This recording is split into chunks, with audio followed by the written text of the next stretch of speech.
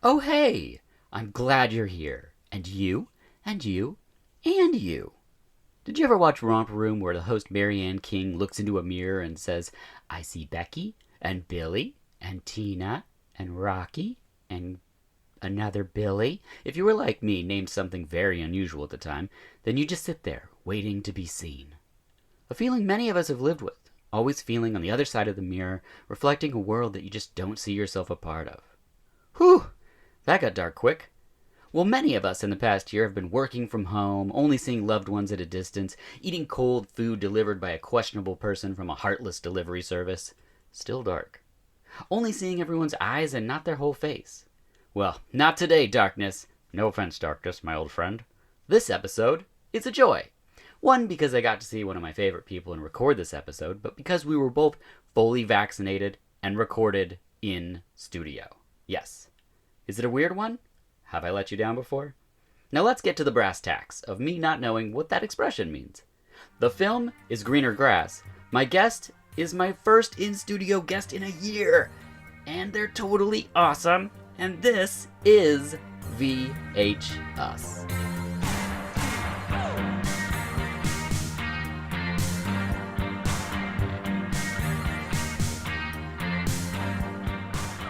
Hello and welcome to VHUs, the podcast where each episode is about a film and the guest has the profession or experience kind of portrayed in the film. I'm your host, Dirk Marshall, and as always, you can find us on Instagram and Twitter at VHUS_podcast or our website, vh-us.com. I'm joined in the studio by Kristen Castagna, who is a sales director at Aurora Elixir. Hello. Thanks for being here. Hi, thanks for having me. People can find more about that at auroraelixirs.com. That's Elixirs. I was spelling it the wrong way. Oh, yeah, people spell it the wrong way all the time. What? Why do we do that? I don't know. I think it's maybe just like the way that we decide to pronounce it, and then we decide that it's ERS. Yeah. Right? Is that how you're spelling it? That's how, yeah. Elixir. Elixirs. But But it's not. Ears, yeah. It's ears. Yeah. Okay. I'm not sure the etymology of the word. I'll have to look that up. That's something I kind of like to know. I would look that up if I could spell etymology. Yeah. I don't think I can. I'll get back to you on that. And what is Aurora Elixirs? So we are a sparkling hemp CBD infused beverage company. Ah. We also have a hops infused beverage, but the Aurora hemp side is the flagship. Got it. So there's no THC. No THC at all. Okay. Excellent. And it's fantastic to see you. You're my first in-studio guest since the pandemic, and it feels wonderful to see all of your face. Yeah, same. Instead of like half the face, and it feels great to be vaccinated. Yes, and I'm sort of like tiptoeing into like seeing people again. It's really amazing. I saw the whole face of our UPS driver that I see every day, and he had a goatee. I don't know when he grew it. I was like, I ran inside. I was like, Sarah, he's got a goatee, and she's like, who are you talking about? I was just so excited to see a face. Yeah, that's weird. Yeah. But, you're also a returning guest. The last time you were here, we chatted about Eye of the Devil and wine. Yep. So I think shortly thereafter you started this venture. I'm all about like, relaxants. Yes. Yes. That's excellent. Relaxants. I didn't want to call them intoxicants because CBD is not intoxicating. Right. No, that's true. We're brought together by the film Greener Grass from 2019. Was this a first-time watch for you? Oh, yes, it was. I had never heard of this film before, but, when we started talking about it, I recognized the co-directors and the women in it whose names I honestly don't know how to pronounce. I have it here, and I will probably mispronounce them. Because there's some weird combinations of vowels there sure and are. Things where I'm like, oh, yay. Yeah. So it was a first time watch, and I was like, oh, this is really weird. Yes, it sure is, and we'll get to that. Yeah. The synopsis is soccer moms Jill and Lisa compete for approval and acceptance in a bizarre suburbia while their kids battle it out on the playing field. I feel like there's a lot more that happens in this movie. When we first started talking about it, and I read that as the synopsis, I was like, oh, okay. And then I started watching it. I was like, that is not what this is about that is at not, all. It really isn't. If I had read that but the first time I saw this, I would be very thrown off. Mm-hmm. Instead, I was just very thrown off. Mm-hmm. Yeah. And like, there are a lot of things where I'm like, oh, whoa. They all have braces. Yes. Yes. There is a lot of moments of that. There's a lot of like, why? Yep. And I know that both you and I, weirdos as we are, that's true, appreciate things that kind of leave you hanging in the why. Yeah. You know, I'm sitting here looking at your box set of Twin Peaks. Oh, yep. Mm-hmm. For example. Yes. I mean, among other things. Yes, yeah. It's all a lot of why. There's a lot of why. Yes. But this was sort of this like cotton candy why, but there's a real darkness. Yes. Yeah, which I love that sort of thing. I recently saw Gary Oldman talking about how he was up for the role of Edward Scissorhands, but he read the script and he's like, I don't understand this. There's an Avon lady and there's Technicolor houses and a guy with scissor hands. It doesn't make sense. And then he saw it and he's like, oh, I get it. Yeah. I totally get it. Right. Whereas, like, on paper, I don't understand this. This, on paper, I couldn't even imagine what it would look like. You wouldn't even know what the tone is, I wouldn't think. Right. But on screen, it's really something. You would have to, I think, as a writer of something like this, have, like, a friend who is producer. Yeah. To be like, you know what? I trust you, sort of, about something. Or, like, let's sign some sort of agreement that like if you don't make my money back. Yes, there's definitely an agreement somewhere. Yeah, there's definitely, because you couldn't be like, here's my pitch, we've got 3 floors on this elevator, I'm gonna sell you on it's not gonna work. No. Oh man. At the time of this recording, you can rent it at your local video store like Movie Madness here in Portland, Oregon, or buy the Blu-ray like I did, or stream it. Yep. The directors you did that. Yes, excellent. The directors are Jocelyn DeBoer and Don Leube. Leubbe. Yeah, Leube. Leube. I don't know. I don't know either. But they also wrote it as well as starred in it. And the short that this was based on, which I watched. It's on the Blu-ray. It's interesting after watching the movie because it's very similar and yet sort of remixed in a way. And also the timing is way more tightened up in the feature, whereas it's such a weird tone, the short. Oh, interesting. But, and not as colorful. Okay. And there's also a different little boy. Okay. Which is always weird when like something tries to like pull off like the different kid in a different season. Yeah. You know, and you're like, that's not Bobby in Mad Men. Right. It's true. New Bobby. So Jocelyn directed some TV and some shorts, but she's mostly an actor. She was also in Thunder Road, which is a movie that I absolutely love. Have you seen Thunder Road? I have not. Oh my gosh. You have to watch Thunder Road. That's probably one of my favorite movies I've seen in the last 10 years. Okay. Oh, wow. And Dawn also directed some TV, and she was also in a film called Golden Arm, which we watched last night, Sarah and I did, which is about women truckers traveling the arm wrestling circuit. Okay. It is hilarious. Okay. It's really funny and has a lot of the cast from this movie in it, but not connected. Interesting. It's very strange. So I wonder why I recognized them. I don't know. I had never seen them when I came across this film, which was like right when it came out.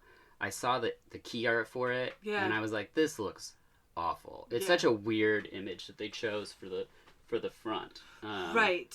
And so I was like, well, I'll just see what it is. Maybe it's just like a weed movie. And then the trailer started, and I was like, what is this world? And then I just had to watch it. Right. And I do love those sort of like fake, like, I can't even remember what the show is called, but it's like the one that has like Wisteria Lane or whatever that is. I think that's the new David Lynch project is what it's called, is Wisteria Lane. Is it really? Yeah. That's its working title. Some people think it's going to be Twin Peaks, but the working title is Wisteria Lane. I didn't know that. Because which is weird because like whatever the show is that I'm thinking of, Kyle MacLachlan's in it. Oh. It's like the one that's like... Sex in the City. Is that the one? Dune. It's Dune! This movie's just like Dune. It's just like, this is the show. This movie, If you like Dune. You're like, it just drops you in. You're like, whew, I'm comfortable here. So, yeah, never mind that. Like, it's just like this like fake stage world, you know, where there's like all the plants are like obviously fake. Yes. It's like the picket fences are like the plastic ones that you see like at like a springtime thing with like a fake Easter bunny. Yep. Yeah.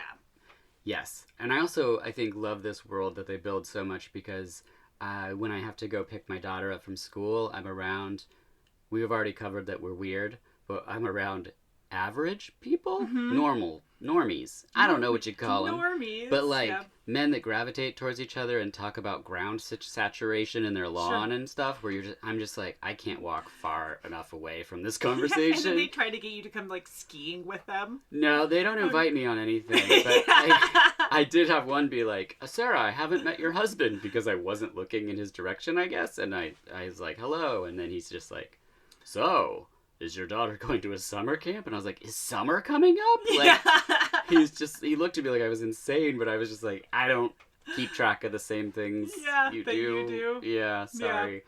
Yeah. You know. Yeah, this is, normies. Normies. Yeah. It's just weird. We have different priorities, I suppose.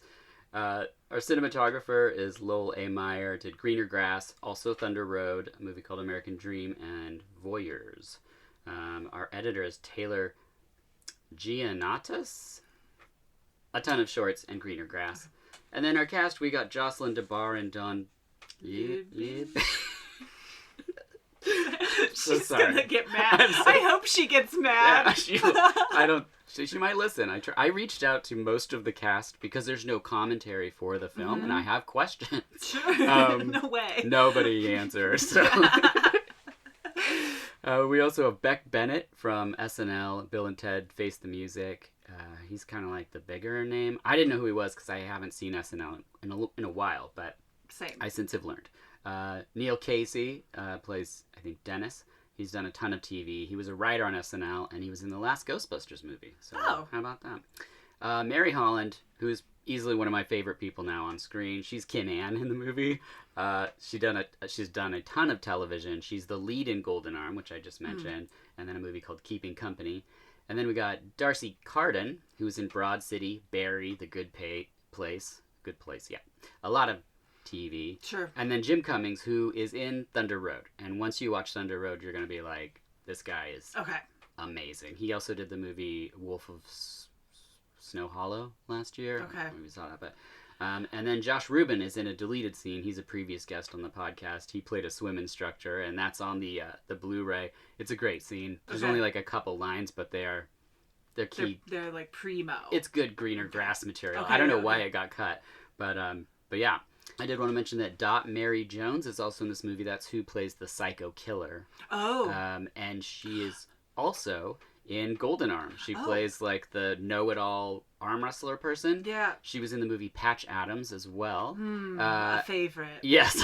And she has 14 arm wrestling championships. Oh, so she's an actual for real arm wrestler. We were watching the movie and Sarah goes, I bet she's really a champion. I'm like, there's no way. And I looked it up and I was like, well, not only did I learn she's in Patch Adams, but 14 championships. Actual arm wrestler. Yeah, for real. So there you go. But this isn't about Golden Arm. We're going to talk about Greener Grass. But also in Golden Arm, before we press play, there's a Twister reference. Oh. So they reference the movie Twister in this and Golden Arm. So I feel like amongst these people, this group that are kind of coming out of, I don't know where they're coming from exactly, but they all know each other. They're all putting each other in things, and there's something about the movie Twister. Oh, okay. Yeah. Okay, I'm gonna find the connection. Okay, good. I need a purpose in life. Right, here it is. You're just chugging Aurora elixirs. Yeah, we gotta get to... And I'm like, like string making theory. Yeah, I'm like stringing things, and I have a bunch of like Post-it notes. You have like a mobile of cows that's spinning in the Twister. I'm almost there. Yeah. Perfect. Yeah. All right. Well, let's press play on Greener Grass.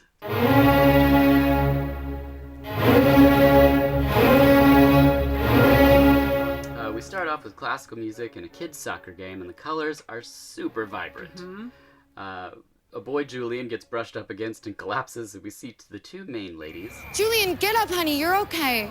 And one mom gets her son to stand back up, and the other mom reveals that there's a killer afoot in the town. Mm-hmm. So sad about that woman. The yoga teacher. What? What happened? You didn't hear? She was killed last night.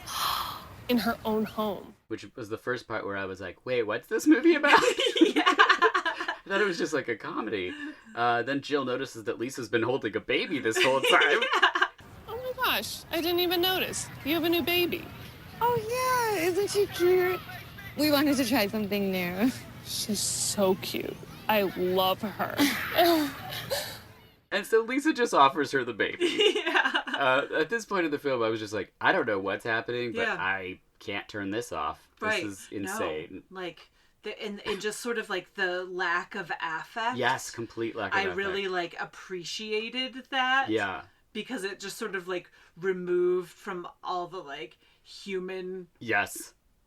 experience of the entire setting. Yeah. Scene. It's almost like, who's the guy that does, Chris Nolan was trying to write like a movie about humans that are in a sitcom or something. Because most of his movies, I'm like, does he know what humans are? Yeah. Because there's like Yeah. no emotion on Right. anybody. They're all just like, I must go ride a boat. And you're like, oh, Yeah. this is Yeah. weird. Yeah. But yeah, this is its own unique situation. And as we covered, everyone has braces. Yeah. Spoiler alert. In fact, the whole credit sequence takes place over twitching lips and braces with this wet, flappy sound happening. That was really kind of, I mean, and it did exactly what it intended to do, right? Yeah. It made you really uncomfortable. It really did. Yeah. And I just like sat there probably squeezing my butt cheeks together, just like, this is not right. Why is this happening? Yeah. Yeah, I'm really into this world, and my first question for you is, which Aurora elixir would you pair with this movie? Probably the lavender orange. Oh, excellent choice. Excellent choice. Yeah, I think that the color of the label, but I think that there's just sort of a and the lavender is sort of this more of like a calming feeling, and we could talk about terpenes a little bit later if someone feels like being. I feel like we have to talk about terpenes right now because I don't even know what that is. Terpenes are aromatics that exist naturally in plants that serve to attract pollinators and detract any sort of prey. So lavender has one called, the principal one is called linalool. Oh, okay. And so in cannabis, these terpenes exist as well. Okay. And so that's why the Aurora Elixir's flavors are botanically inspired, because we're cooperating in sort of highlighting the aromatics of the cannabis plant. But lavender and like these terpenes, along with the cannabinoids. Sure. So terpenes and the cannabinoids. Can serve to either energize or relax. And lavender is always associated with like relaxation. And there's something kind of like sedated about this movie. Yes. Maybe a little bit of like Quaalude. Yes. Oh, definitely. You know, but like, yeah, so lavender orange. Yeah, I like that. And I do, kind of like the contrast of like the purple and the orange together. Yes. I like that. I like that a lot. I was going to go bergamot, but I think that's totally wrong. I think that's totally wrong. I get that's like, no, it could work. It could? I don't know. I think I'm going to go with the lavender. Okay. Yeah. That was just my immediate reaction. Yeah, that's what I was going for. Everyone drives golf carts, and we get the killer POV as the killer sobs and watches the mothers. Next, we get dads at the barbecue, Nick and Dylan, and they're talking about the bag boy murderer. You know, we stopped by the Eagle for some brats on our way over. Oh, yeah? No. There are cops everywhere. I guess they were waiting to see if that bagger showed up for work. You know, the bagger murderer. Uh-huh. Did he? No. And then the moms are invited to play piñata, but not before the wettest awkward kisses, before they realize they're kissing each other's husbands. Yeah! Wait a second. Wrong husbands. Don't sit down. Don't sit down. Lisa, you kiss like you're French. And that went on for like a really long time. So long. So long. And as the viewer, the whole time you're like, no. I think no. Yeah, I was definitely on that. Yeah, but I was like, Yeah. with my eyes, like, wait, did I get that right? Oh, wait, and one of them's really, really tall. That's Dawn. Yeah, Dawn. And it was just, it seemed really... Yeah. It was and really then they weird. switch and they're like, I was confused because we have your old baby. Yeah. There were some really, like, LOL moments that were like, yeah. There's one moment in this movie that is so great, and I can't tell you how many people I tried to explain it to. Yeah. And every time I'm like, Dirk, this is just something for you. Yeah. It's not for these people. And so, yeah, therefore this movie is for a small percentage of the population. I feel, I keep pushing it, and most people are like, what? Yeah, the next time you talk to the normies at, like, Little Lady Not a Baby School, like, you could be like, hey, ever seen greener grass? Hey, speaking of lawns, you guys see greener grass? Yeah, there's some really well-manicured lawns in there. It's really beautiful some lawns. Some really cool polo shirts. Might give you some good ideas, guys. Yeah. You know.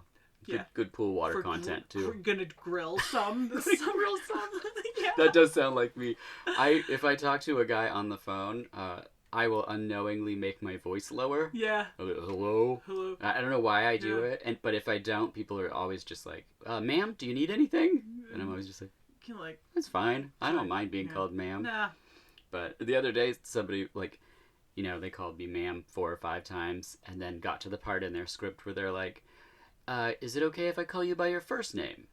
And I was like, sure, it's Dirk. And then there was a long pause, and then he's like, okay, ma'am, so... Yeah. All right, cool. And you can picture them on the other end, like, just reeling, like, what do I do? What is that? Yeah. I'm just going to stick with it. And I was like, I admire that. Yeah. That's really good. I didn't watch this high. Were you high at all when you watched this movie? Well, I think that the... someone in this room advised me to be high. That does sound familiar. And I was like, I'm following directions. Oh, good. And I go through, yes, I was, and slightly. And so that said, I do apologize if I don't remember every single detail. It's impossible. There's so many interesting and odd corners and choices in this movie that, like, I mean, I've seen it probably 4 or 5 times, and there's still surprises. Yeah. Where I just go, oh yeah, okay, so right. So I get it. I was high, but I don't get like blasted. Right. I'm normally like, I have kind of a lower tolerance. Mm-hmm. And I know that, and I know what it is, and I know what strains work for me. Right. And so I sort of have locked into that. Well, there you go. So yes, I was, and I enjoyed it. Okay, good. Yeah, excellent. There's more kissing, and we learned that they've renamed the baby Paige. Oh yeah. I was confused because your husband is holding my old baby. Oh, how is Madison? Oh, Paige. It's Paige now. Ah, Paige. Like a night squire. They head home, and we get a Baked Alaska Bake-Off on the TV. I love all of the television stuff in this. Hello, beautiful bakers. Anytime there's, like, media within a movie, Mm-hmm. I'm a big fan. RoboCop with the fake commercials. Mm-hmm. This movie does it to the nines. Like, each one just gets better and progressively stranger, which we'll get to. Nick enters and asks Jill to try the water because it's pool water. Yeah. It's freaking pool water. Yeah. Take a sip of the water.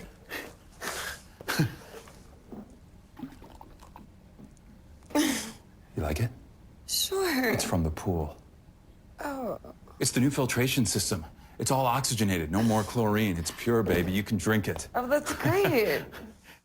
Oh yeah, that part's so weird. It's like, I get and this might not even be what they're going for, but like a guy like, I grew up with an in-ground pool, and my dad was always pH testing the water with these color tablets, and then he would put chlorine in it, and he would be down there with a toothbrush scrubbing corners to make sure there's no algae. I get, like, the suburban guy obsessed with pool water, but I love that it's to a point where he's just drinking it. Yeah, out of like one of those giant things that you would like have in an office. Yes. Oh, it's so funny. And it's adds a layer of like disturbing to it immediately because you're like, don't do that. Yeah, like it's like just a series of like, don't do that, don't do that. They could have called this movie "Don't Do That." Yeah. It could just be like greener grass : don't do that. That's the shirt we should make. Yeah. Oh man. Jill and Nick may be a little sad that they gave the baby away, but they move on pretty quickly. Yeah. The other couple's chatting about the elderly, and little Bob wants corn. Oh yeah. Bob makes a corn doll that we never see again. Oh yeah. But it's that's one of the things I forget about every time is I see him making that corn doll, and I'm like, what? Yeah. I think I should remember that. Lisa pours the largest goblets of milk in this scene. And then spills. Yes. And that's also a don't do that. Uh-huh. Like, she's like not controlling the pour at all. It's crazy. Uh-huh. It's too much milk. And then Bob plays the saxophone really well. And if I know my producer, there's going to be a little bit of Bob's saxophone sneaking in right about now. This one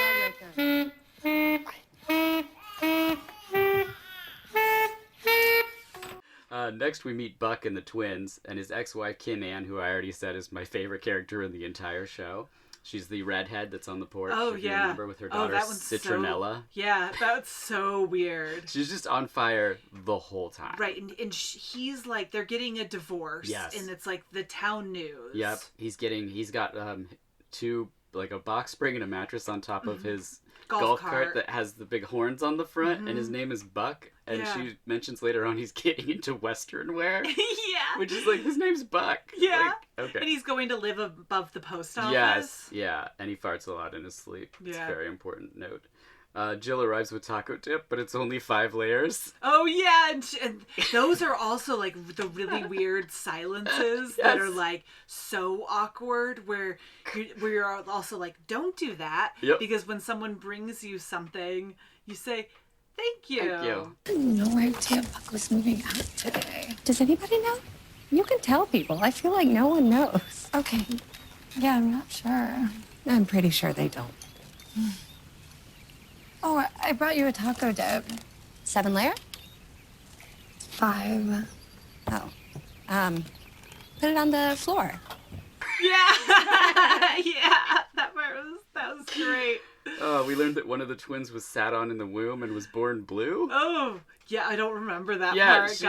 She's like the small one, and they're the same size. Right. And she's like, you remember, he was sat on in the womb, he didn't have enough blood, and he was born blue. And she's like, oh yeah, everybody knows that. And like, he's the one where like the dad's like, oh, I don't have room for you. Yeah, he tries to steal one of the boys, and she's like, put him down, Buck. Yeah, yeah. Daddy, take me. There's no time for you. Buck, no! Wrong! Buck, drop him! I'm just saying goodbye! Leave him! Leave him! Oh man, Kim Ann is pissed that Jill gave her baby to Lisa and not to her. Oh yeah. I just can't believe everything that happened with your baby. Oh. You just gave your baby to Lisa. That's really fucked up, Jill. You know, I think I made a horrible mistake. Yeah. Why would you give your baby to Lisa and not me? Which is fascinating. Lisa's last name's Wetbottom, we learned. Yeah. As she has reservations for 4 at a bistro. Yeah. In what may be one of the stranger sequences. Oh, yeah. Nick brought pool water to drink. And the waiters drop the food on the floor, and then they all just eat the food off the floor. Right.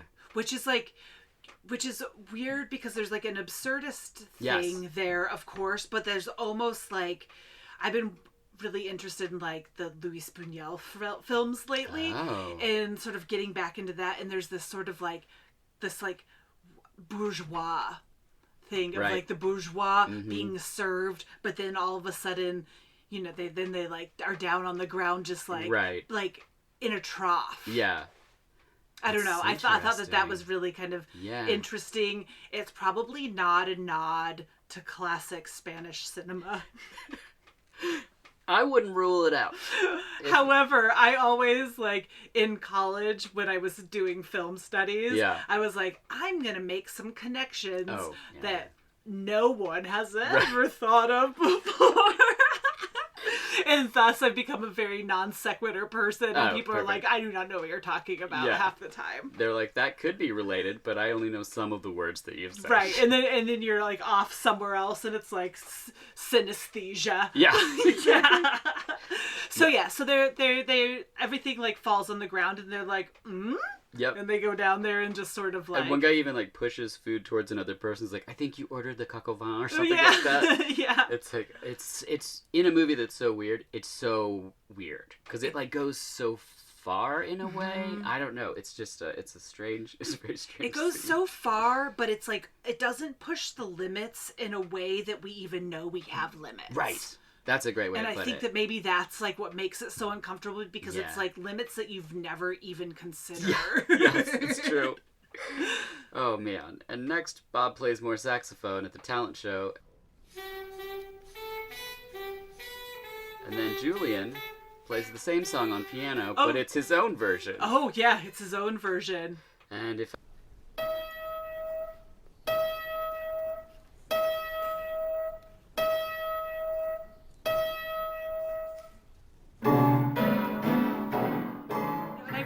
appreciated his original composition because it was like so long, and it was like so just like the self-expression, and you were like, oh, at least I thought like, oh, poor kid in this way, but I was like, there's that darkness again of like the actual darkness rather than this like veiled thing that was like happening through the whole thing.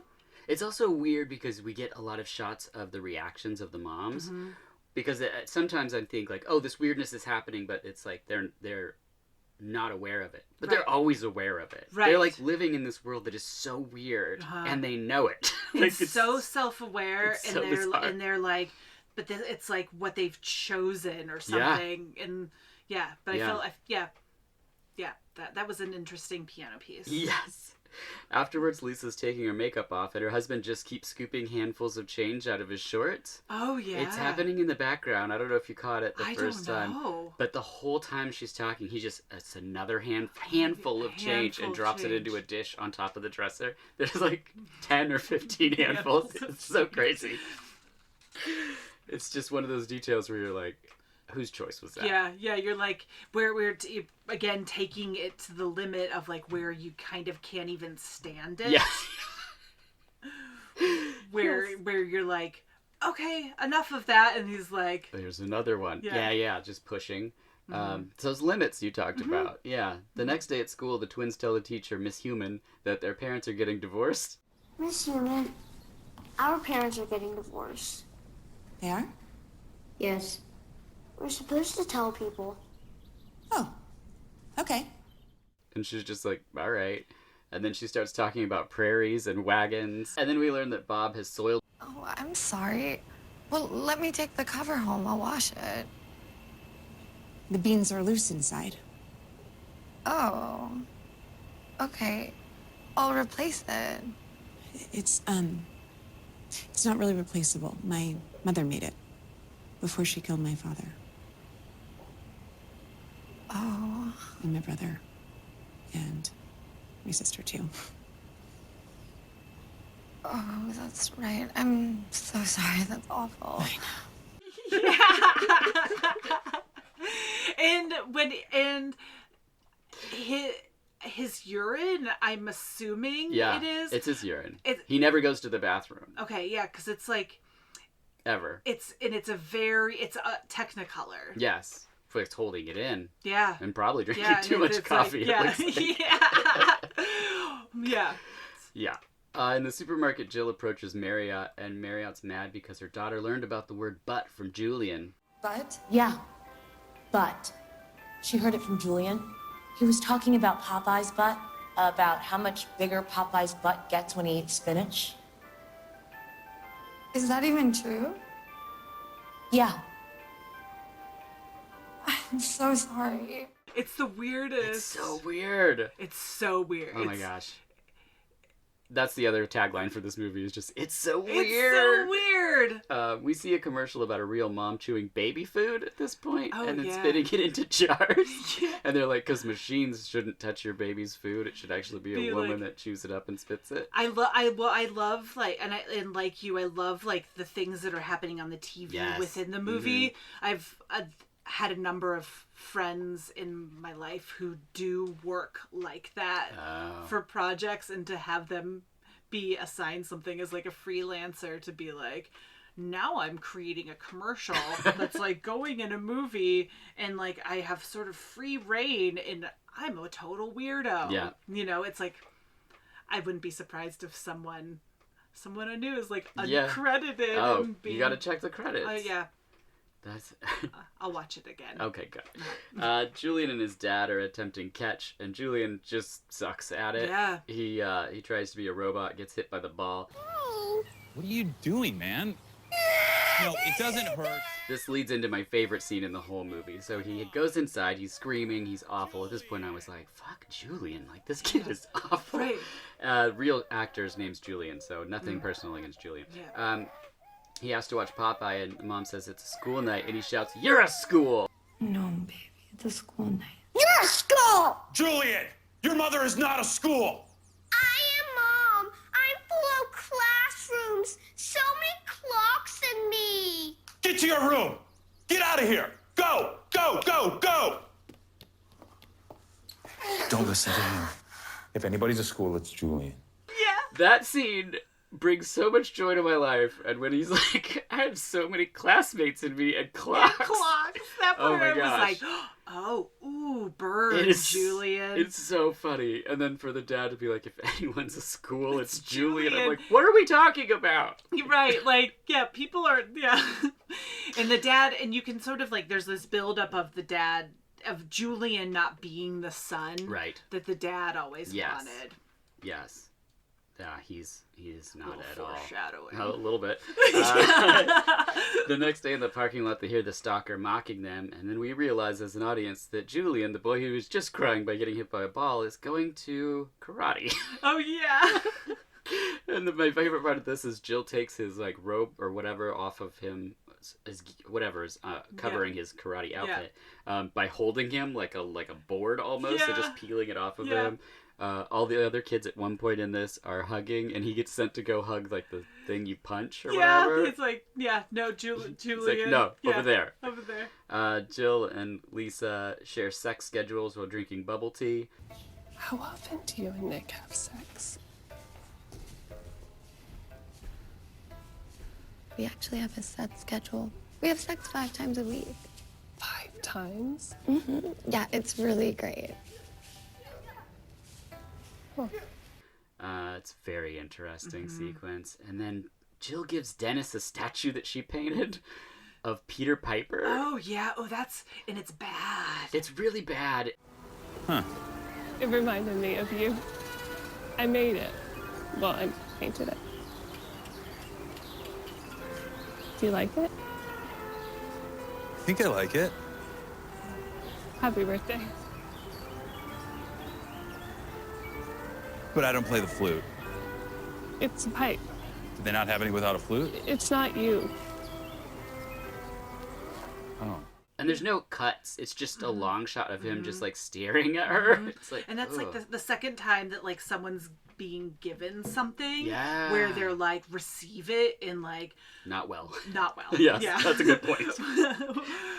Another line, don't receive things like this. No, don't receive things like that. Don't receive things like, oh, I don't play the flute. Oh my gosh.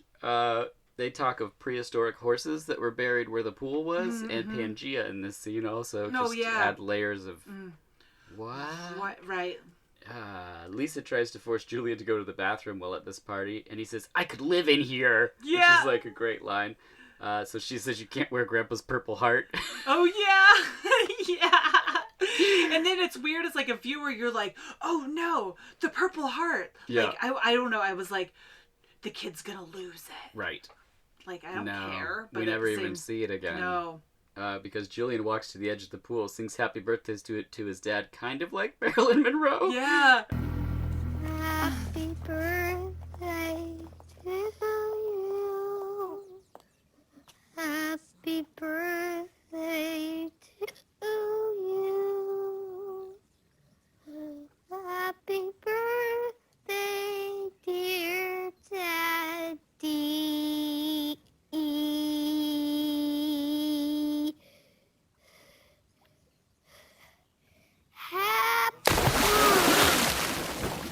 Julian? And then collapses into the pool. And if you haven't seen the movie, you're not going to understand this next sentence because he emerges a dog. A golden retriever. Which, like, I did not know happened the first time I watched it. And when that happened, I was like, where is this movie going? Right. What in the world? That's a dog, right? I don't have a dog, but I know that's a dog. Like, if we're now at a point where kids are turning into dogs, right, and everyone, you might be listening thinking, well, then everyone's going to think that's weird. Nope. They pretty much accept that Julian's a dog. They're like, Julian, is that you? And the dog's wearing his outfit. Yeah. And I do, like, I love, like, when it's, like, when dogs are in, like, weird little clothes, and it's, like, this golden retriever, they always, even if they're, like, vicious golden retrievers, they always look like they're friendly-ish. Yes. Mm-hmm. Not like children per se, but like they should be paired with children. Yeah, and this one just is one. Yeah, it is one, and the dad likes him. Yeah, well, in comparison, dog Julian rules. Yeah, yeah. But that also brings us to the sort of second layer of why you're here. You're a dog parent to Maxwell. Oh, and yes I am. Yeah. What type of dog is Maxwell? Well, he is primarily a miniature schnauzer. Okay. But he is, I think, also a Yorkie, and so they call them Snorkies or Schnorkies. Oh, I love Schnorkies. Yeah. Wow. And so they are bred on purpose to be hypoallergenic. Right, so they're good for people with allergies. Mm-hmm. And so he doesn't shed at all. Oh. And then he luckily kind of got like the best characteristics of whatever he is, because he's the cutest. The Schnorky. Yeah, he's very cute. Hopefully we can put a picture up of Maxwell for this episode. He'd love that. He photographs really well. Yeah. Did you say he'd love that? Yeah. Yeah. I'm not per se a dog person. I grew up with cats, and my neighbors recently got a dog, and it does an excellent job of defending our house from their house anytime I go outside. So I'm trying to be more dog positive. Mm-hmm. So another reason for this episode is to have a dog positive episode. Sure. You know, put some joy out there for anyone that maybe doesn't love dogs. Sure. Maybe you will if you see Maxwell. You could. Maxwell is like, he is a playful dog. I was actually just telling my dad earlier on the phone that like he might not be able to learn all the tricks. I tried to teach him how to lay down one day. Yeah, I tried to teach him how to lay down, and it just ended up in like my heart sort of breaking because he was just looking at me like, I don't understand. Right. I really want you to be happy, and I want the reward that is this food, but I'm not understanding the next steps in like this process. Yeah. But he does know like other more complicated things. Like he knows people's names. What? And he knows which door to look at if I say someone's name, because they'll always like come either in the front door or like the back door. If you're like, go get the Blu-ray that stars Larry Fessenden, and he runs he over. would be like, yeah, just like, I'm a big Fessenden head. He's really interesting like that. He'll also like interact with like my coworkers over Zoom. Oh. Yeah. Wait, how? He'll like recognize them and like look right at them. Whoa. Like he, where sometimes some dogs will just be like, here he is, he's cute. He'll be like, oh, like I see you, Emily. Yeah. Weird. So I just think he's really like an empathetic dog. Yeah. Like he would be a good emotional support animal, but he would not be like a good seeing eye dog. Right. Does he have any bad habits? Smoking? Yeah. No, not really. That's great. He really likes dirty socks. Oh. Mm-hmm. So I wear Velcro shoes a lot because I have to like get ready to go places real fast. They are very nice shoes, though. I will say that. Yeah, I really like Velcro shoes. It's like a lot easier than high tops. Yep. I was a high top person for a really long time, and then I discovered Velcro. Mm-hmm. And when he hears the Velcro like at night, he's like, it's he sock comes time. running. Yeah, totally. He That's comes awesome. running for the socks, and so that's it's like his nightcap. Yeah, oh, that's great. I mean, it could be worse things for a dog. I wouldn't call it a bad habit though. He doesn't do destructive things That's or great. anything like that. What a sweet dog. Yeah, I would recommend a dog like that. Yeah.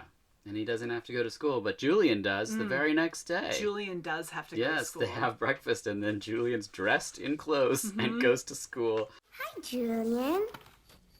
Raja, you can play with Julian at recess. And then Miss Human has the kids write their family members' names next to how they would have died on the prairie. Oh, yeah. And then Miss Human sings a great song about her murderous mom. And if I know anything about my producer... Yeah. Denise Human was a woman, killed many men, killed my brother and my sister too. Woohoo! My father tried to stop her. No! That was dumb of him.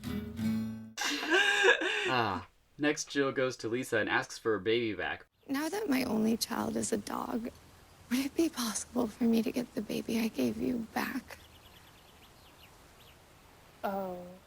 Such a great line because she delivers it completely sincere. Mm-hmm. She's like, do you think I could have my daughter back because my only child's now a dog? Right. And she's like finally like recognizing that there's a loss there. Yeah. Of course, she doesn't get her baby back. No. But speaking of dogs, it's time to play a game. This is called Real Dog or Weed Strain. Oh, God. There's 5 choices. Here's the first one. Brussels Griffin. Dog. That's true. It could also be a basketball player or a chess expert, I think. Yeah. Brussels Griffin. These furry friends look like they belong in Star Wars movie, but there's more that is strange about Brussels Griffin than just their appearance. It's a difficult dog to breed. Despite their small size, they often need cesarean sections. Oh, really? Yeah. I didn't even know that was an option That's for a dogs. straight up cut and paste. I didn't even plan that to be as weird as it is. But there it is. Number 2, Bruce Banner.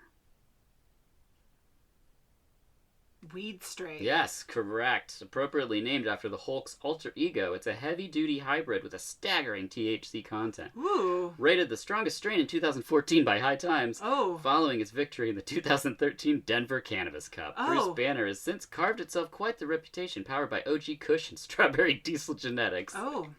A dizzying punch of euphoria that anchors your body in deep relaxation. Oh, wow. That sounds, they do make these like hybrid strains that are It's they're crazy. like, you thought you were a badass?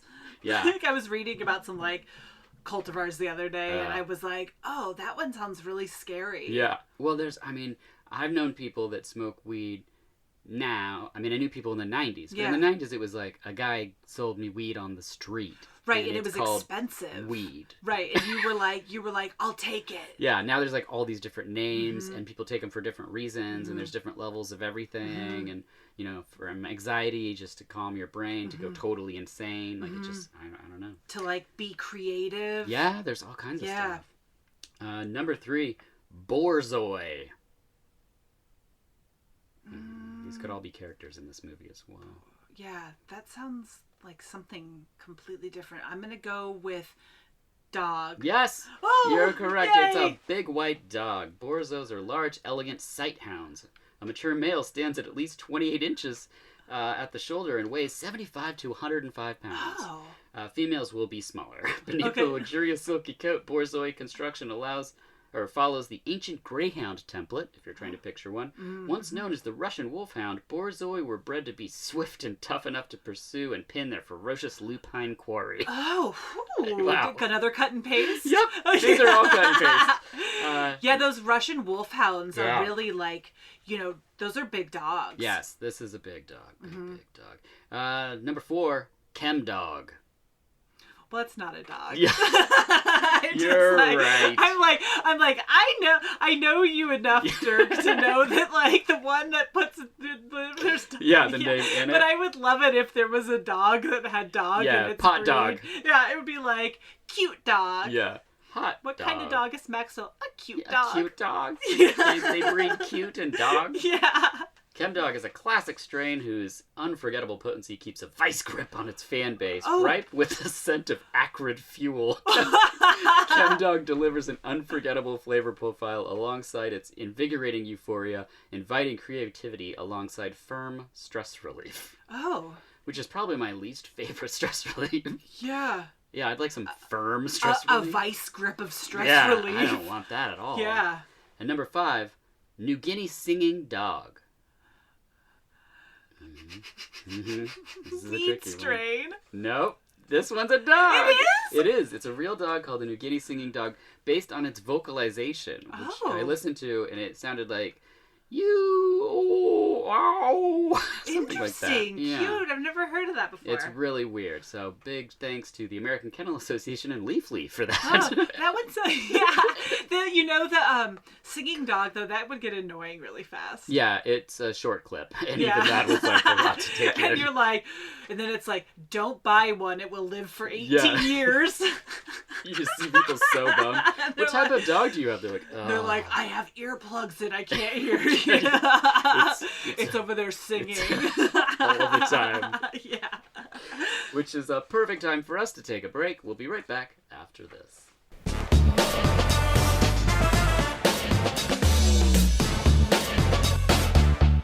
Are you tired of boring food and condiments made of processed ingredients? Then you need Marshall's Hot Sauce. Each small batch is made by Sarah Marshall, who sources from local farmers. Her dedication to knowing the sources carries on through right down to knowing the single origin beekeeper and even the harvester of the sea salt. Each sauce is plant-based, gluten-free, and packed with deliciousness. Annual offerings from mild to spicy, being smoked habanero barbecue, red chili lime, serrano ginger lemongrass, and habanero carrot curry.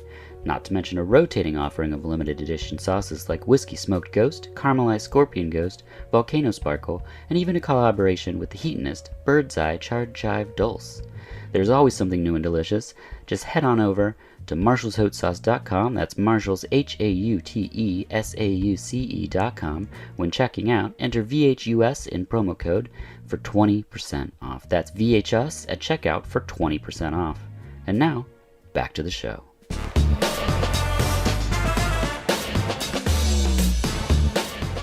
We're back. Finally, Nick has the ball-playing son he's always wanted. Finally. Play and catch, which brings us to my favorite TV sequence in the film. It's bald men in bouquets. Oh, yeah!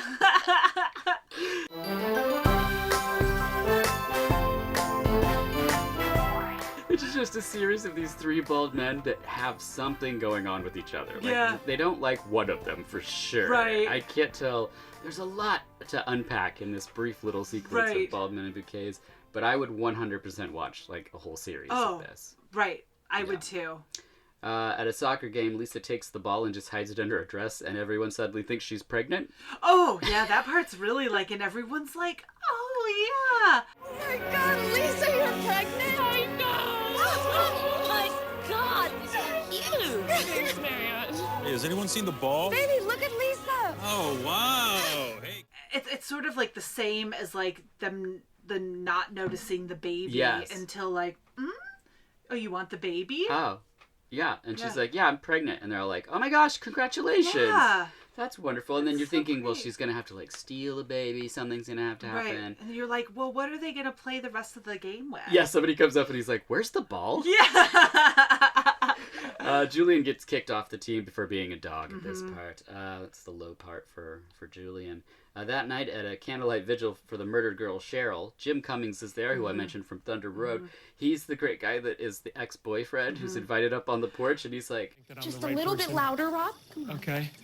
Hey, everybody. I'm Rob. Your presence warms my heart. Thank you so much. Cheryl and I dated 2 months ago. I mean, it was mainly nighttime stuff. Which I'm like, what does that even mean? And he says it didn't work out, and then he starts crying because he's thinking about his new girlfriend who's there dying, and he's like, I think I love you more than my mom. Is that okay, Mom? And it cuts to the mom shaking her head. Yeah. It's such like a Naked Gun moment. Yeah. Like, I was just like, I love this movie. Where you're like, this is absurd again. Yeah. Yeah. Which Aurora elixir would you pair with a candlelight vigil? It's a different tone. Yeah.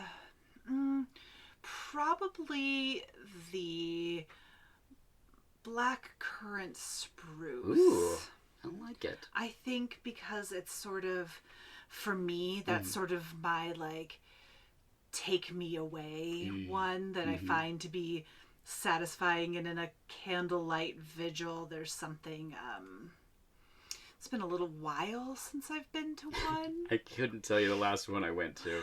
You know, because of the pandemic. Right. Before I was all about it. I'll go into, like, pandemic, like, I think that it would be, like, satisfying, like, it would pair well with a candle in one hand in a bottle of, you know, botanical, you know. I'm excited for that Instagram post. Oh, yeah, to see away. just make people so mad. Just someone at a vigil. Like, the next time you're mourning life. Yeah, have an Aurora in one hand. You know, we're always, like, trying to come up with, like, what's our next, like, what's the name? Like, you know, what's happening? Yeah. Like, where do we fit now? Like, what's happening in the space? Yeah. Like new, like, brainstorm, refresh, like, whatever. I think, stop working now. Do you do a lot of, like, bath ones? Because I think, you know, a nice shot with, like, one of those wood boards across the bathtub with, like, the candle and the... Or even, like, well, we do actually sometimes, like, marijuana strain pairing with the CBD beverage. Whoa. Because not everybody wants to be drunk and high. I guess. So it's sort of like, you know, the Aurora being CBD is like a really good, refreshing beverage for if you're, like, smoking a joint or something. Got it. And you're so having if some Chem Dog and some Aurora. Yeah, and you're in a vice grip of relaxation. But we do encourage that to be, like, you know, the occasion where you open that with, like, the board across the back with, like. I didn't think about that, but that's true. You know, it's like a very Mad Men thing that happens nowadays, where people have, like, a little crystal cloche that you would be cigarettes, and now it's joints or something, and then you have your little Aurora as a nice little lovely pairing. Yeah. Jeez, so, it's like you thought of everything. Yeah. You know, I've had a year plus, like, by myself essentially. Yeah. And so I've tried all of the pairings. Hope Maxwell doesn't hear this. Yeah. Maxwell's favorite beverage is water. Oh, okay. Yeah. Not pool water even. Nope, not even pool water. That's good. Though he would not even get near a pool. He's not even, like, the kind of dog that he does not like water. Cool. Once he accidentally went in the ocean, and I was like, oh shit, I'm gonna have to, like, dive in the ocean after him because he doesn't know how to. Really quickly, you just accidentally say, bye, Maxwell. Yeah. I was like, oh my God. His, like, love of chasing seagulls was, like, so strong that he's like, what's wrong with the air? He was like, here I go. And I was like, no. And he was like, God, yeah. He came back. So, yeah, he's never had pool water. Oh my gosh. Well, we get to see a show called Kids with Knives at this part of the film. That one was interesting, too. And it ruins Bob. Bob completely loses his shit. Yeah. And Dennis is like, I didn't know he was watching Kids with Knives. Yeah. You look like shit, Lisa! Bob! You're grounded! Because he's, like, napping. Yeah. Yeah, he's asleep. Napping. And she's like, you let him watch it? And it's, like, just a show about kids with knives. Yeah. I love it. And that almost also, like... there's something about that pairing of kids and knives that, like, just doesn't seem right, but almost, like, the way that it is in the show is, I mean... Yeah, it's just them stepping from behind things with knives. Yeah, and so, like, it feels fine, but again, there's, like, this limit that, like, you didn't know that you had where you're like, oh, I feel weird. Yeah. That could also be another, like... Yes. Oh, I feel weird. Green grass, ew, I feel weird. Yeah. They should, it's like the Frank Henenlotter movie, Frankenhooker. had a talk box where you push the subway light and it goes, "Want a date?" Yeah. They should have that for Greener Grass where you push it and it just says, "I feel weird." I feel weird. Or almost like I feel weird. Yeah. Like it's like, I don't even know. You're not even sure. It's a feeling. It makes me feel weird. This also makes me feel weird because there's a party where they all take bites of sandwiches and then spit up what looks like frosting. Yeah. That's really weird. Every viewing, I'm just like, it's still weird. Yeah, it's still weird. And also, you know, sometimes when you feel like you've kind of like seen everything. Yeah. Mm-hmm. Or taken, that your mind has taken ideas to the brink of like possibility. Yes. Or like you're like, I know the laws of this world. Right. Like, and I can be like, that would never happen. And I'm still thinking it. Yeah. But like, never thought that before. No, this movie just keeps going and I keep going, oh, we can do that? Yeah. That can happen here. Yeah. That can happen here is another tagline. Yeah. That can happen. It's like here. a pitch meeting that just kept going. Right. They were just like, yeah, that can happen here. That can happen here. Keep going. Keep work. Yeah. Guy drinks pool water? Yeah. That can happen here. Yeah, that can happen here. Keep more. We don't like Julian. Could you be a dog? Yep. That can happen here. Yep. Yeah, that could happen here. Right here in the script. And they're like, oh, we actually haven't written the script yet. And that is not to be like a criticism. No, not at all. Of this script. Mm-mm. Because I do like... It's definitely a script because the short film is very similar to it. And I do like when there is there are moments where you're like, ooh, yeah, that was like an ad lib, or there were like, yes, you know, those there was things. Ad libbing because in some of the deleted scenes you get to see a little bit of that. And so, and I do appreciate like when directors, writers allow for that, because it can really bring weirdness, or it can bring like greatness and weirdness. Yes, I think in this place it's kind of a very weird sandbox where they could do all the things. Mm-hmm. And when I posted a clip of Josh Rubin because it was cut from the film. He'd never seen it on Twitter, and he's like, "This is the first time I ever saw this." And I was like, "There's a line where you say." Water, the problem, he's talking to children in a pool. He's the swim coach, and he's like, the problem with you is water makes you slow. Yeah. Water makes me fast. Yeah. You guys have 10 toes on your feet. I have 12. I think he says 12. And I was like, is that an ad lib? And he's like, no, like, Lisa would just shout lines at you off camera. Yeah. And then you would just do them in the moment. Right. Like, they'd just be like, say this. And then you just say it. And I have 12. Yeah. And it's just like, whoa, okay. Okay, I guess that's it. And you don't know what's going to be in the movie or not. So it's pretty wild. Yeah. I love that. I like that technique. Yes, definitely. I'm going to do that to people. Yeah. Say this. Yeah. I'm sure my daughter doesn't do that. She's like, I want to have some candy. Say yes. Yeah. Oh, yes? Okay. All right. Okay, and then you're like, oh, I'm being trained. Yeah, this is fun.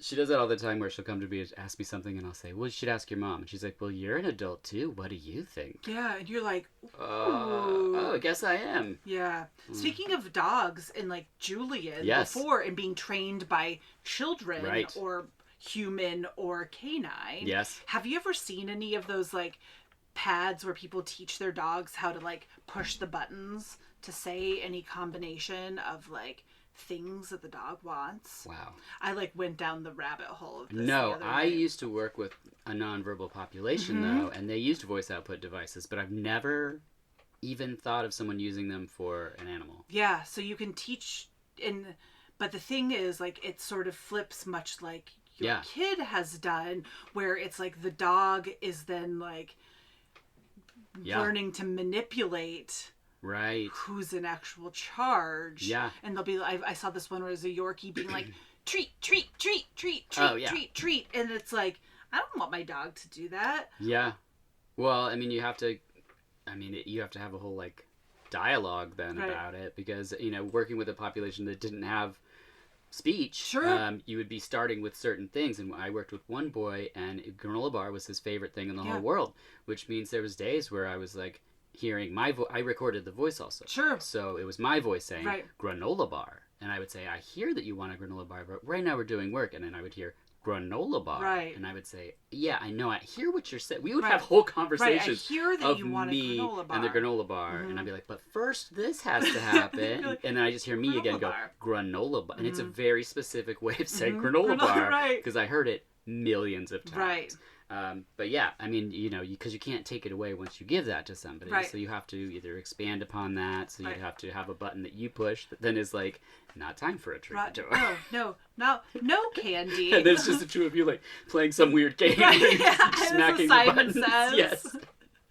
And then with the with the dogs and some of them, they'll just like I'll be like, they didn't mean to like walk over the board and hit like, oh, right. I love Dad, Right. and I'm like, they didn't mean to do that. Like, right. You know, it's like, yeah. That gets into like how the Russian bears dance because you burn their paws. That's like someone that's so lonely that they've like tortured the poor dog to be like, I love you. And you're like, yes, you do. You get to eat tonight. Yeah. You get a treat. Ben, Yeah. because you love me. And then you undo the Velcro on your shoes. Yeah, and it's a dirty sock. Eat your dinner. Yeah. And Max was like, oh. I'm fine with this. Oh. Try this. No. Come on, it's really good. Is it pool water? Yeah.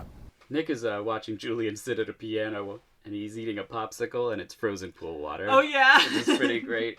There's a picture missing of Julian as a baby, and Jill says, I don't want to forget how he used to be. Yeah. And Nick says, Jesus, he's right there, and his hearing is awesome. Yeah. Oh, my God. Jill puts Julian to sleep, and there's something in the giant house that's in his bedroom. Right. Which is very weird. And that part's also like weird because it's sort of like, there's sort of like classic horror movie tropes like there where you're like, ooh, is this where it turns from like, I'm uncomfortable to like snowballing into something that's like well, we don't know where they're going. This lawless universe they've created, like, it could turn at any point. Right. You know, I'm laughing and having a great time, but it could all end so quickly. Well, and it kind of does. It gets there. Yeah. Lisa's given birth to the soccer ball. How long were you in labor? Not long. It was easy. I just lifted my dress and he fell out. We were a little worried about the initial bounce. Of course. But then he landed with his branding, Wilson, right side up, and we thought, okay, great. Why not just name him Wilson? But then we remembered Wilson is Tom Hanks' baby. Mm-hmm. Oh, yes, of course. Wilson. So they call it Twilson. And they talk about the birth, and they're like, well, it kind of just bounced. We were kind of worried about that, but it landed with his name up first, so it turned out it's okay. And she's just cradling the ball. Yeah. Twilson. And that's just so like... So then the next day they go to yoga, and then the strange lady wheels the cart in and says that she's going to put on Twister, which is the Twister reference, which is so weird. Oh. Hello, class. Thank you for being here. With all of your chakras. Cheryl didn't leave any instructions. So...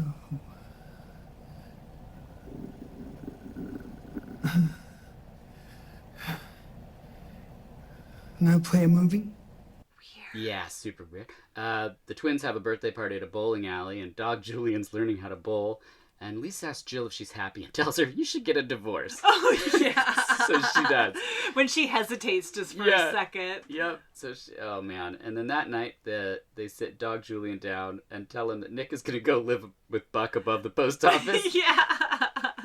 As you know, Julian, Kim Ann recently got a divorce, and she says she's much happier, so now my friends think I should get a divorce. Well, I don't want to live with Buck. He farts in his sleep. Nick, please. No, you please. I don't want to do this. Stop it. Julian, we want you to know that this is not your fault, and it absolutely has nothing to do with you not being able to play soccer anymore. Well, you didn't want to divorce me when he could still play soccer. It's really not that you can't play soccer. We love you, and we know soccer is harder for you now with your new body. And Nick's just like, what is happening? Yeah. Like, why are we getting divorced? Denise and Bob and Lisa get family photos. That's a whole thing that happens where she needs a chair, and so a lady comes in a wheelchair. And that's right. That is almost like borderline, like I'm not again, it's like I can't even really explain it because it's like a limit I didn't know I had, and I'm like no, it's almost like a Todd Solondz thing, totally, where you're like don't you start to say like don't do that, like we said earlier, like, but you mean it from like a writing like, point where you're just like don't do this poor woman in her and she's like the only chair that they have is like her wheelchair. She's like, it was really expensive. Yeah, and then that part is so awkward. Yeah, it's very it goes for a while as well, and that's like that's also like it just it draws on so that you're like again like you're just you're watching it and you're like, I'm not really sure how I feel about this morally. Yes. Do I feel about it morally? Mm-hmm. Because this is so not even real life. Right. Yeah. Because of all the things that we've been through so far in the film, why am I so stuck on this thing? Right. You know? Yeah. It's so strange. Mm-hmm. Jill goes to get her hair cut, and it bleeds, and then we see a woman sweeping up bloody hair. Yeah. It's weird. That's super weird. Nick also goes to buy the house to get pool water and finds Julian outside. So Nick's keeping Julian because she left a 7-year-old at home alone and he was naked in the yard. Yeah. I mean, he's a dog. Yeah. Now that I don't have any family anymore, is there any way you'd consider giving me my baby back? No, Jill. But... yeah. So Jill and Lisa square off about the baby one last time, and then Jill returns home to find the killers in her house. Oh, yeah. And it's the woman from yoga class. The murderer forces her to leave by admitting that she's now her and takes over her house. He takes over her and house. her life. What are you doing in my house? This is my house! What? Who are you? I'm Jill. I live here. Oh, my God, get out! No, I live here. That's my underwear scarf. No! Yes, this is my house. No, get out! This is my house! No, this is all my food. You're using all my stuff. This is my stuff! No, it's mine. No, I'm sure it's mine. This is my house! Please, I don't think you're right about this. I am trying to get dinner on the goddamn table! Jill is spiraling, to say the least. Mm-hmm. She could use some of that firm relaxation or whatever it was we talked about earlier. She stops her golf cart by some cows, and we get the horror sequence of the film as she wire clips her braces off of her teeth. Yeah. That's like, again, very physically uncomfortable. Yes. I feel it. I had braces for a year and a half, and when they clip yeah, and it's like all that whole braces experience, and that's probably exactly what it's trying to do. I think it does it because it's like you and I are like the only people who've seen this movie. And we both had braces. Yeah. And we both what is happening? And like, and it's sort of like slow. Yeah. And all of the details. Yes. Where you're... What if we both like remembered when we were getting our braces put on and we were like, is this gonna make my teeth straight? Yeah. And our dentist said, well, greener grass. Yeah, and then... Uh-huh. And then we're like... it all flashes forward. 2 o'clock in the morning. Yeah. It's like, one of those Freaky Friday type things. Yeah, and I'm like, oh my God, I'm there. Dr. So-and-so with the, like, orthodontist and... Yep. Yeah. Wherever that's our sequel for greener grass. Yeah, but that braces, I mean, it's a fairly traumatizing experience. Yeah, it's intense. But it was also like, I was thinking about it actually on my way over here because my teeth have moved a lot since I got them off, and I kind of wish I had never had them. Yeah. Because me too. because they kind of like take away a lot of like character. Mm-hmm. And like there's something to be said about like imperfect teeth, and I actually really love imperfect teeth. Me too. I think it's so creepy when you see veneers. Yeah. Like actors like smile and you're like, ah! Yeah, you're like, what is that? You're drink a cup of coffee. Mannequin mouth. Yeah, don't brush your teeth tonight. Don't do it. Yeah. So that was a very strange, traumatizing thing, and just sort of thinking in retrospect, I still actually have my retainer on my bottom teeth. Oh, wow. I got my braces off 26 years ago. I couldn't tell you when I got mine off, but I was in middle school. Okay. So longer. Yeah, like 26 wow. years ago, and I still have this thing stuck to the bottom of my teeth. Yeah. I had a see-through plastic night retainer. Oh, yeah. That the first day I tried to chew gum, and it just stuck all over it, and then it just looked disgusting, and so I just never used it. Yeah. Thanks, parents. Yeah, I tried to clean it, and then I was just like, thanks for trying to make us normies. It didn't work. Thanks for all the money you spent. I know. And I remember I knowing how much it costs now. Oh, yeah. Because, like, I dated somebody who had a kid with braces, and it was, like, so, like... Yeah. More than, like, inflation from when we were teens. I'm like... Did you have train tracks or doorknobs? Train tracks are the flat square ones in the movie. They were train tracks. I had doorknobs, which are the round ones that stick out further. Yeah. They were train tracks. Yeah. Yeah. The only good thing was in middle school, you could only use the bathroom pass once a term. Mm-hmm. But I could just, by creating a little bit of suction, make my gums bleed. Oh. And so then I would just be like, oh, my gums are bleeding. And they'd be like, okay, you can go. Which I did, like, every day. Yeah. Like, anytime. I was like, ugh, math. Yeah. Oh, I'm bleeding. The teacher's like, that Marshall kid's going to bleed out by the end of the year. Yikes. You know? What a horror show this kid is. He's going nowhere. Are you okay? Yes, I'm fine. She drives through the night to the house she grew up in, and the woman says she can't come in. Oh, yeah, that part's really weird. And she's like, can I have one of your children? Yeah. And she's like bloody and looks insane. Excuse me, actually, would it be okay if it's not too much trouble? Yeah? Could I have one of your children? Okay. No. And Lisa and Dennis decide that they now live in her house. Oh, no, wait. I skipped over. She steals one of the children. Oh, yeah. And then goes to a diner, and then takes the kid to the soccer game and just releases them in their pajamas on the team. Like, they're now playing soccer. And Lisa and Dennis then profess that they live in her house now. Mm-hmm. They live in Jill's house, and Nick is their pool boy. Yeah. So, I've been thinking a lot about what you keep asking me, and I've changed my mind. Oh my God, Lisa, you're giving me my baby back. Oh, no. You can have Bob. You stupid hairless snatch!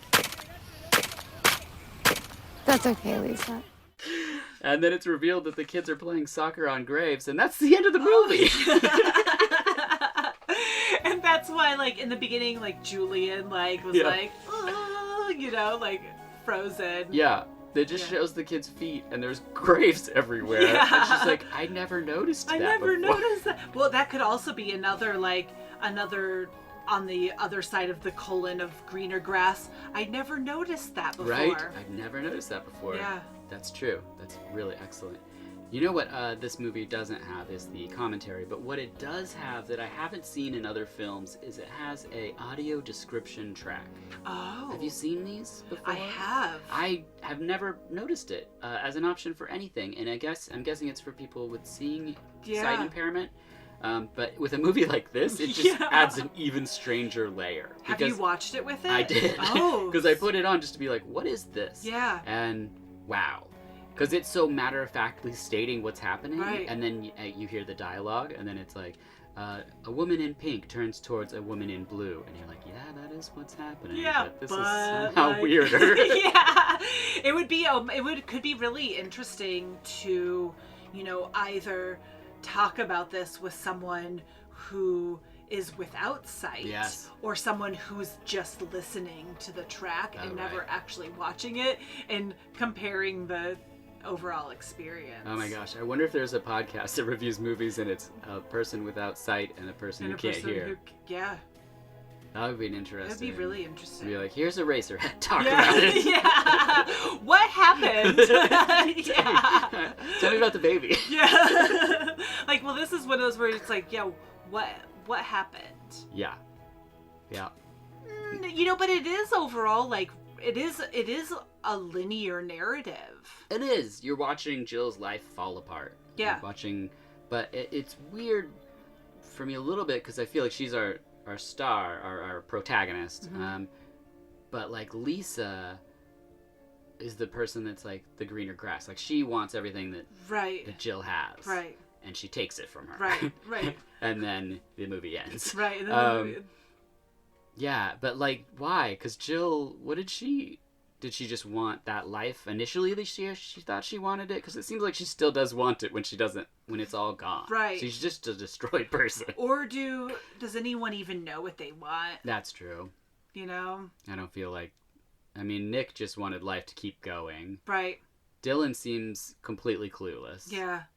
Like completely, he's just in his own thing. Like when he was talking about his mom and he's like, do you think she's like being taken advantage of in the old folks home? Yeah. And Lisa's talking about something completely different. He's just like, okay. Well, there's a lot of like rapports that are like that. Oh no, yeah, I see them at the school for sure. Yeah, with like you're like, this is what I do. Talk about non sequitur too, where you're like, oh, okay, well that has nothing to do with anything. You're filling space. Right.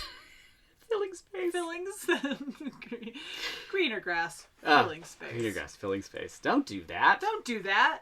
That feels weird. That feels weird. I should have wrote them all down. Yeah. Like 15. Oh my gosh. Which brings us to final thoughts. Do you have any final thoughts on greener grass? Thanks for. Thanks, Dirk, for asking me if I would watch this movie and then come talk to you about it. You're welcome. You were like, it's a weird one, but I think we could have fun with it. I knew we would. Yeah. Like, after when we started talking about I, the Devil, I was like one of the most fun I'd had in a while. Yeah. And that's a black and white movie that you wouldn't think is that fun to talk about. No. And we just had such a great time. So I was like, something like this, Yeah. we're going to have some things to talk about. Sure. And and I'll watch anything from like the most serious, like Bergman film to greener grass, and find enjoyment and like, sort of intent, or like try to find its placement somewhere in like the canon of cinema. Yeah. And one of the things like with greener grass is like it comes out and, unless you were at Sundance or something, you probably didn't hear of it. There's no big star that's in it that you're going to be like Googling names. I mean, now, Jim Cummings and stuff, he's directing more films and, people are going to see them. But like, how are you going to find these things? They're just lost in the digital like oasis of movies. Right. And I mean, now if you're talking to some normies or whatever, or like you see on Twitter, someone's like, what's the weird movie? Name a weird movie. And people name the same 10 movies. Right. But you can be like, oh, have you seen Greener Grass? Right. And they're like, what are you talking about? And then you can just sit back and laugh because you're like, I just won, you fools. Yeah. Or like, sort of my new thing is like, because I still sort of like am re-socializing after like the last whatever. This is the beginning. I'll be like, well, let me tell you about Greener Grass scene by scene. Now that you're like trapped at my house. That's my whole life. Yeah. And I'll be like, and people are like, I don't know what you're talking about. Oh, yeah. I mean, I haven't done the farmer's market for my wife's business for a year. Yeah. But when I was regularly and our tents were next to each other pre-pandemic, it's fair game. Oh, yeah. I'm sorry, but you say anything to me, I'm going to be like, do you know what the 7 names of the clowns and killer clowns from outer space is? Yeah. And they're like, what'd you just say to me? Yeah. And then I just start listing them off. Right. And then you're like, okay, yeah. No, I don't need you to be part of this conversation. I was at like the fish counter the other day, and I was like, took my earbud out. I was like, I guess I'll stop my audiobook about Charles Manson and the FBI. That even comes like the Eye of the Devil, because that starred Sharon Tate. Oh, that's right. But it's like, I'm like, you're stuck behind a counter. Yeah. Now listen. What are you gonna do? Yeah. I mean, and then I'll be like, and then I'm like a tornado. It's like a twister. Oh, it's like a twister. Well played. Yeah. And then I'm like, twist her out there. People are like, what just happened? Yeah. I'm so bad. Like, I do that all the time, and sometimes Sarah has to just be like, what are you doing? Yeah. Like, one of my daughter's good friends has a severe nut allergy, and we were having dinner, and I was like, hey, have you guys seen Hereditary? And Sarah was like, what are you... Yeah, like, of course, yeah. Why would you... And I was like, what? And, then later on, she's like, I get that that's how you relate to people, but, like, maybe don't mention the movie where the kid dies because of a nut allergy to the people whose life is that. And I was like, you're like, okay. Oh, got it. Not everybody thinks it's funny. Yeah. Nobody, but okay, fine. I'll just stick to talking about alligator then. Yeah. Whatever. Yeah, whatever. Yeah, I'll find something. Whatever. You guys like clowns and outer space? Yeah. You guys like cotton candy? You guys here, I've got just the thing for you. It's a good dessert in India. It's called candy floss, but we also call it cotton candy here. Harris, well, let me tell you something. Some people get wrapped up in it and their blood drained, like in the movie Killing Cosmos. Yeah. What? How did you shoehorn that in here? And you know what? A movie that is cotton candy colored? Greener grass. Have you guys seen it? Yeah. Oh, probably not. Only 2 people have ever seen it before. Yeah. I think that I was looking it up, and I feel like it net like $15,000 or something played like somewhere. that. Yeah. Somehow. Yeah, somewhere. Yeah, probably like a premiere weekend. Or it could have just been like at Sundance, the ticket sales for like the passes. Yeah. Like, do people pay for passes to stuff like that? I have no idea. I doubt it. Yeah. I just saw the crowds and was like, that's not something for me. Yeah. But there's still probably films that like don't fill the theaters. Yeah. So maybe no one went. Maybe. I don't know. I actually really enjoyed it in this way that it just like removed you completely from like a reality that seems like that it is like every day I wake up, I open the bottle of wine, But there's some space between those two things, I hope. I wake up and then I open the bottle of wine. It's like, it's so simple. It's like what my daughter's reading in first grade. It'd be like, hey, read me one of those books. She'd be like, I wake up. I open the bottle of wine. Wait, what? Yeah. What is that? Yeah. I see Chem Dog. Wait, what book you reading? Yeah. A Himalayan singing dog. If she read that, I'd be like, Himalayan's a big word. Like, good job. Yeah, great. Yeah. It doesn't look like any other word, though. No, it's so true. Once you know how to recognize those shapes, it's pretty much, like, locked in. That's true. That's she has that kind of, she's on to the point now where she just guesses from the first letter most of the time. Yeah. She's like, Mud. And I'm like, no, that's our last name, Marshall. Yeah. That one you should know. You're like, close. Let's sound it out together. Yeah. That brings us to the final questions. What's your favorite thing about being a mom to Maxwell? Oh. I think it's gotta be... why is this a hard question, because there's so many great things. And it's weird because I try to not think of myself as like his mom because I'm only using the lingo for this. I don't consider you a dad mom person. Yeah, when people are like, when people get like really into that culture, I'm like, you gotta stop it. Like, that's a pet. That's still like a canine. Yeah. And like, they're not going to be like, you know what, all of a sudden, like, I've been thinking, da-da-da-da-da. I feel like they're the same person that named their car, though.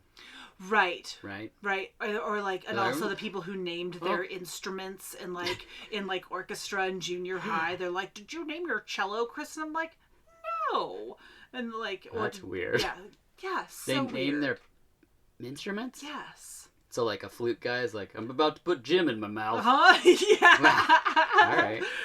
Yeah, totally. No judgments, but I'm just like... Yeah, so... All right. But the dog parent thing... Yeah. But I think, like, the best thing about him is Because how long have you had Maxwell? 2.5 years. Okay, so you remember a pre-Maxwell life. I do remember it. Yeah. You know, he brings a lot of joy because he knows the word toy, and I only let him have like one out at a time. At one point I just let him have like all of them, and then I was like, what is this must be what it's like having a toddler, because I was just constantly picking up. Or a 7-year-old. Yeah, you're just thing. constantly, you're like, what is happening? Why? All over here. But like he has a couple toys that are really funny, and one of them looks like a can of White Claw.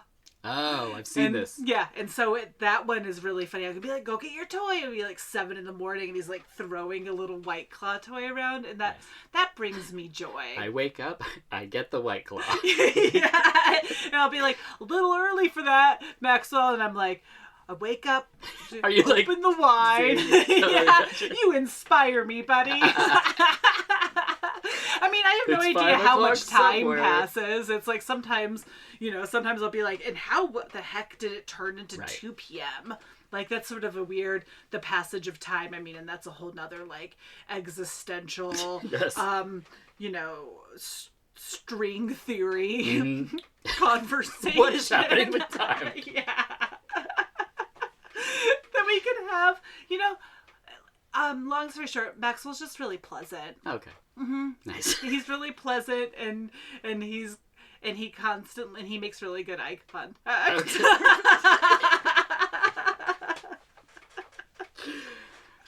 What is a bad day like? I augmented the final questions because it was such a weird episode. Yeah. A bad day, like, in pandemic time? Mm-hmm. Or does that just sort of, like... Is that just sort of, like, all I know at this point? A bad day is when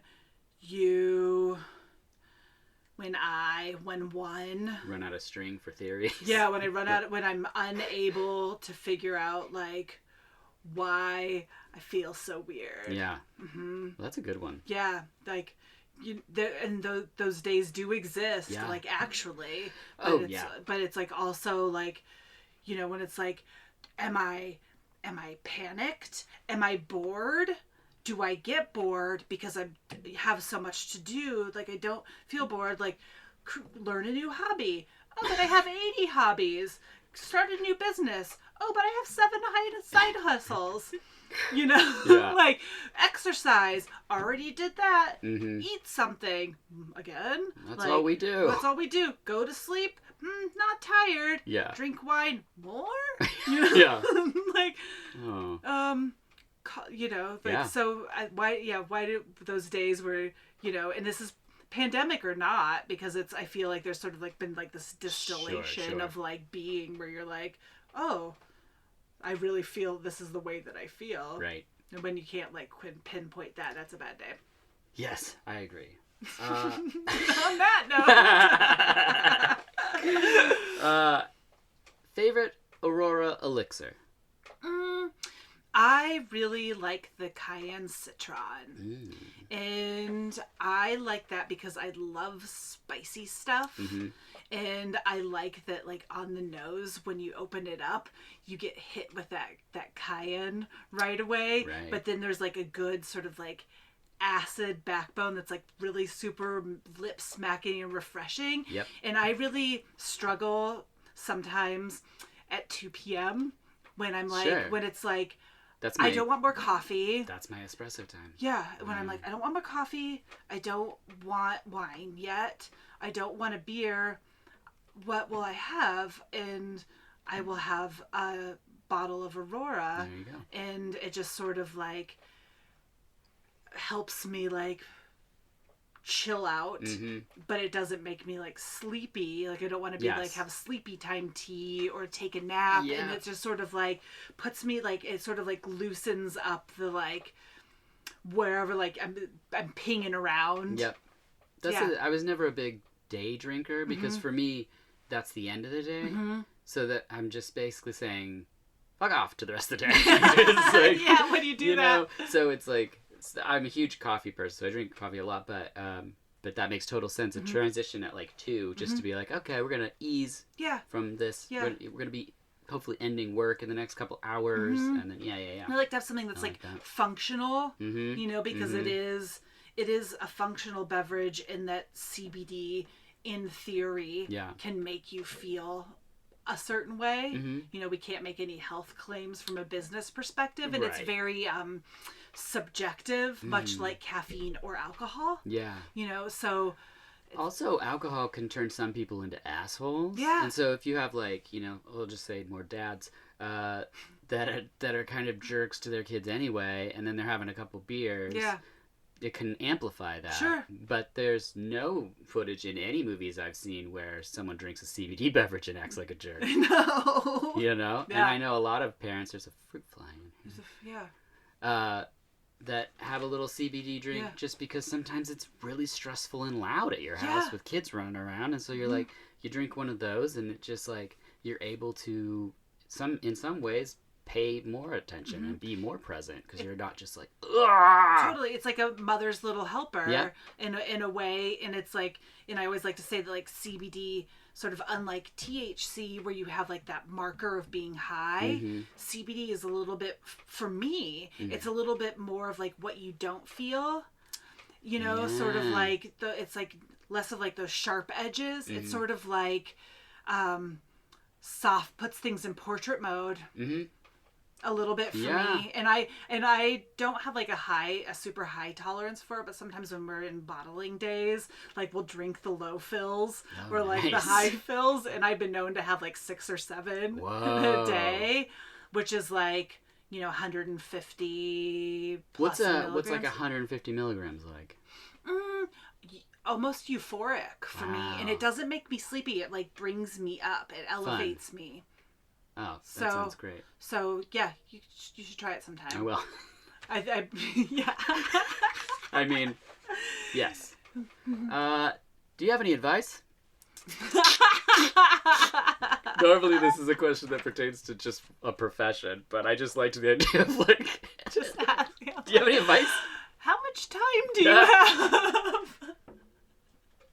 I have a lot of advice. What about for people nervous about changing professions? Because you worked in wine for how long? Well, I worked in like wine and hospitality for like generally my whole life. There was a nonprofit stint in there and some other things that were sort of like, different balances of like income. So I moved from, let's just say like 15 plus years in wine to,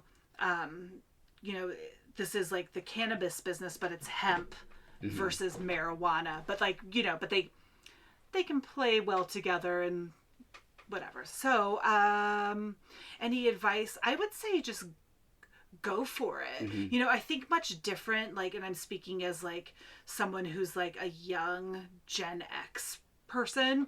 Like, it's like we were really taught by like our boomer parents that like, once you're like locked in to something, it's what you do for like your whole life. Yeah, it seemed like a nightmare to me as a kid where people are like, oh, you can just be a teacher for 35 years and retire. And I'm like, for what? Your whole life you just do one thing? Right. Like, yeah. And it's like But some people I feel stuck, they get stuck and then like they want to make the jump or move to something like you've done, which is like a relatively new field. Yeah. It really is. And like I never once thought in my entire life when I was like being like, who can get the weed in college? And then we would get it and it would be like a bunch of seeds, but we each like spent like all of our money for that week, and we were like, what is this kind anyways? Like no one knows, to like having health insurance from an employer and a certain amount of like